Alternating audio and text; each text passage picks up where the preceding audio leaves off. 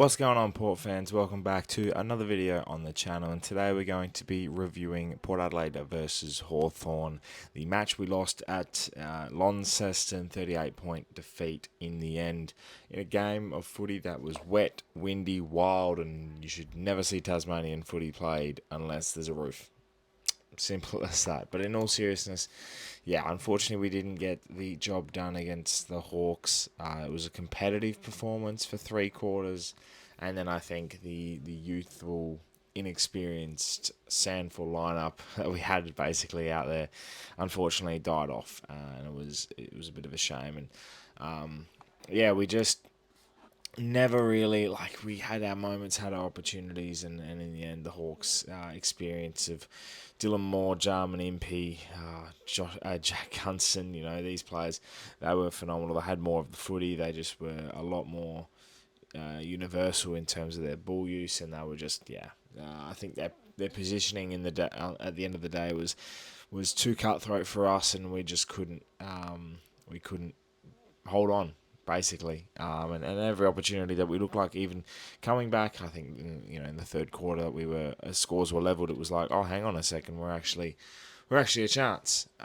But in the end, Port Adelaide do Port Adelaide things and die off. And yeah, it's an unfortunate loss. One that was expected to be more, and I think there's two faces to that. One is the conditions saved us from a bit more of a pelting, but also, two, we were able to be competitive. And even with the conditions being like that, we could have very easily just said, no, don't want to play like this today. And we fought our way through. So it was a very impressive performance on that front. And I think, despite the fact that we didn't have our best team out there, we still fought gallantly. And I think that's all you could ask on a surface level. We can be nitpicky about the game, and I think as fans we're going to be. I look at our entries when going inside 50 with the wind. It's like, you have great ball users, and you don't use the setup the way you'd like to. Why are you bombing it deep? I don't like the bombing it deep to the top of the square with the wind. It's just going to sail over. Or there's a couple of moments we had opportunities to have shots from outside 50, and we inaccurate. We just made the wrong decision choices. And at the end of the day, I think majority of the time, especially around the contest, we looked like we were always second to the pill a little bit more. I think the tackle count sort of that says that, Miles Bergman having more tackles than touches. You can either put a positive spin on that or not. Joe Ritchie's had 10 tackles. The Hawks were ferocious with their tackling. Colin Nash had 13, and Josh Ward, Dylan Moore, Warple, though he was fantastic. Warple in the middle. Didn't really help, with the fact that, Jordan Sweet was by far and wide our best player. He was fantastic, right in the ruck. He was really dominating, kicked a good goal to help us out. He was very, very, very agile, and best game he's played for the club. And I think that would give him a resounding confidence. Knows that Dante's out with his ankle.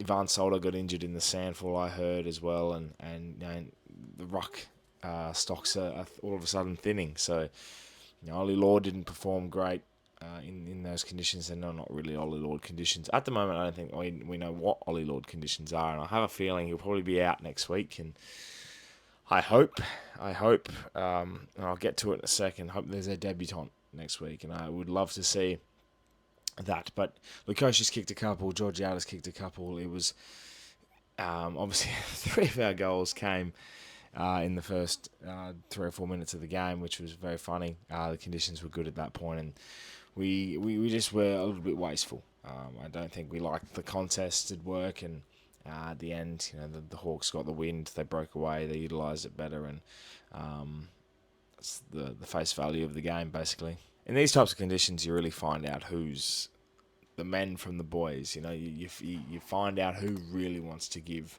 their all. Who really wants to showcase what they're about? And Ollie Wines is standard stuff. He had 26. Jace Burgoyne didn't utilise the footy well at all, but still had 26. Was getting his hands on it. Kane Farrell down back. Jordan Sweet, as I said, best game he's played for the club. Zach Butters was well held. Only had the 18, but was still very impactful. Drew and Boak gallantly all day. Brandon Zergthatcher was not bad. As I said, Lukosius as well, and Hugh Jackson, and then you get to the nitty gritty, and like I said, like Bergman and Richards having basically more tackles and touches.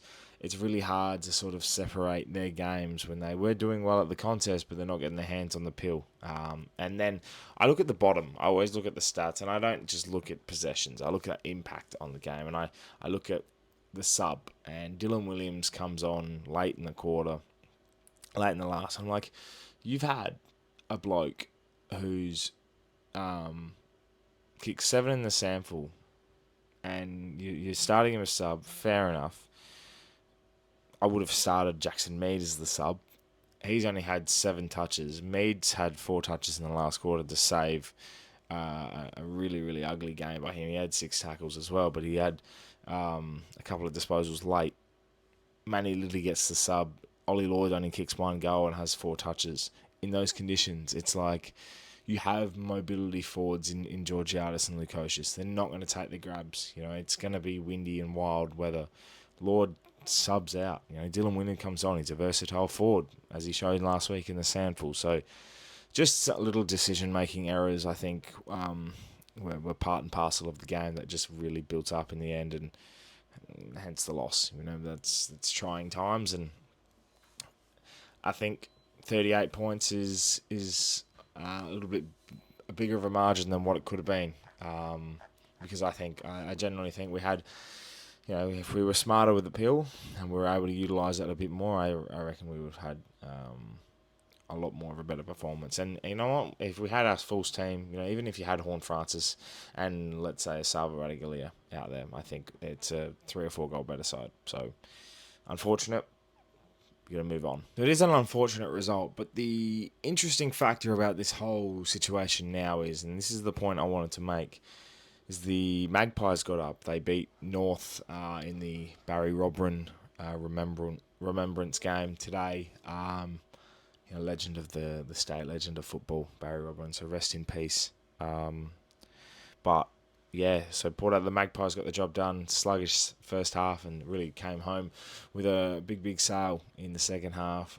Finlayson kicked 4, Whitlock kicked 3.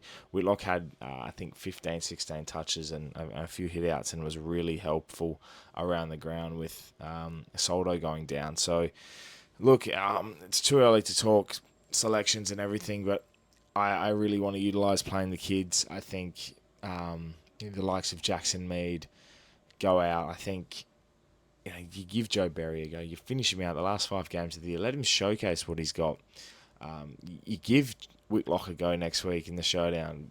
Berth him in. Get him in there. You have opportunities to really exploit these young kids and really get them used to the situation. And I know the season's done, but Josh Carr can step in and say, all right, let's do this, let's do that. Ken can agree. We can still do this Ken farewell tour that we're doing, but wouldn't it be nice to just take out the showdown? Like it's these types of moments, and if we couldn't get up for the Hawthorn game, which Ken seemed like he did for us, but getting that Jack Ginnivan celebration and closing the chapter on this rivalry, it doesn't bode well for any other games coming up. But it's trying times, and sitting here as a Port fan, 2025 is not looking, well, it's never looked good, but the end can't come quick enough, I think. Let me know in the comments below, Port fans, your thoughts about the game. Hawks fans, congratulations. You can celebrate your win against the Sandful side. I'm only poking the pear there. Poking the pear, basically. But yeah, no, it is what it is. Move on. and we'll see how everything else pans out. But thank you so much for watching. Leave a comment below your thoughts about the game. I appreciate all of the support. We're on our way to 6,000 subscribers, nearly there. So please, if you haven't already, subscribe to the channel if you're new, for plenty more Port Adelaide and AFL content to come your way. My name's Anthony. Thank you for watching once again, and as always, count the pair.